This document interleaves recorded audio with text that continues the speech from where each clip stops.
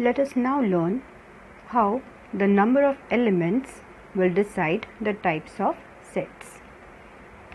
In set A, there are 4 elements, so I will say the number of A is equal to 4. This number is also known as the cardinality. Because the set is limited, or the number of elements here are limited, it is known as a finite set.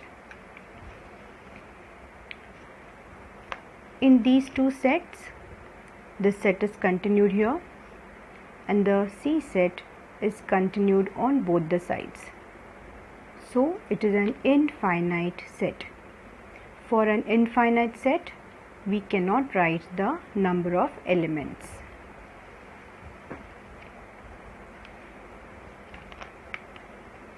In the next set, there is just one element.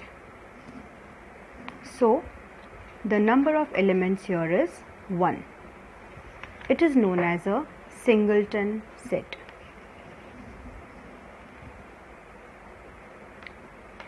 When there is no element which you can write in the set, it is known as an empty set. So, n of e is 0. Such a set is also known as a null set.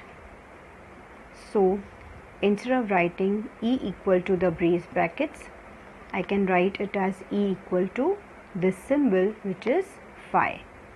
So, these are the types of sets according to the number of elements. We will now learn the relationships between sets. Set A has 1, 2, 3, 5. Set B also has 1, 2, 3, 5.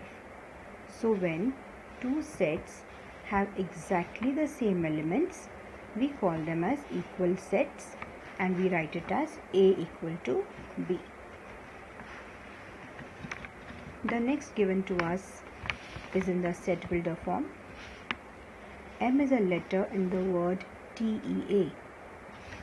And for Q, N is a letter in the word TATE. When we write these sets, set P looks like TEA and set Q, since T is twice here, we write it only once, A and E. So set P has TEA and set Q also has TEA. That means both the sets have exactly the same elements. Again, they are equal sets. Set P here has 0, 3, 4 and set Q has 7, 8. None of these elements are the same, so these sets are disjoint sets. Let us now understand what is a subset. If I consider the school as a huge set, then the classrooms, say 9th A, 9th B, 9th C, these are formed from the main set, so the classrooms become the subset, or the classes become the subset of the main set, which is the school. For set A, if I have to find the subsets, I will have to take elements from this set and form the smaller sets. Let us see how. I can use various combinations. For example, 1, 2, 2, 3, 1, 3. Okay, and now we will write it as B is a subset of A. This is the symbol for subset. A very important part, a null set and the set itself are always the subsets of any set.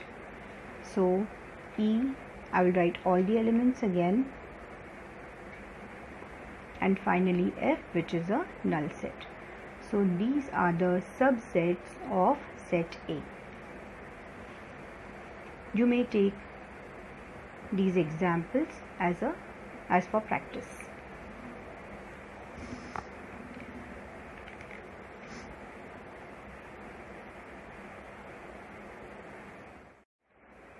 A universal set and the complement of a set. A universal set again is a bigger set with lots of subsets. Let us consider one example. U is a universal set and A is given to us as 2, 3. We have to find its complement set. What is a complement? Whatever elements other than those given in a set, the remaining elements from the universal set are the elements for the complement set. For example, A has 2 and 3. Okay, universal set also has 2 and 3. So when I block the 2 and 3, which elements are left? 1, 4 and 5. These elements will be forming the complementary set. It's written as A dash or A complement is 1, 4, 5. So if B has 1, let me find its complement. Its complement will have 2, 3, 4, 5. So B dash will have 2, 3, 4, 5. Now, set C has no element here. So I have not taken nothing from the universal set to form set C. So what remains then? The entire universal set remains as it is. So I will write C dash as 1, 2, 3, 4, 5. So we have learned how to find the complement of a given set. Let us now learn how to represent a set using Venn diagrams. So it's a pictorial representation of a data. You may use any of these diagrams for representing a set. If I have to write set A, whose elements are 1, 3, 6, 12, I will draw any geometrical figure. I will write these elements inside and I will, using a capital letter, name the set A. Similarly, I have drawn a triangle here to represent set B. This capital letter can be written outside as well. Point P, Q and T. This forms set B. Now look at these sets. Here A has R, O, A, D and B has R and D. So these elements R and D are common to both these sets. So obviously set B is a subset of set A. Now when you represent this is set A, this is set B, and these common elements I will write inside. Now this means that R and D are common to B, and because B is inside A, R and D are also common to set A.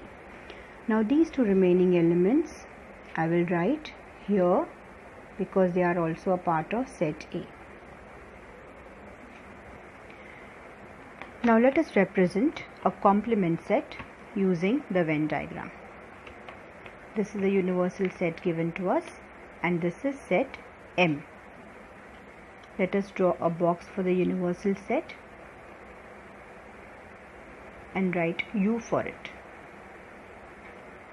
Now let us represent M inside it. M, 8 and 8 is common and 16 and 16 are common. So M is a subset of this universal set.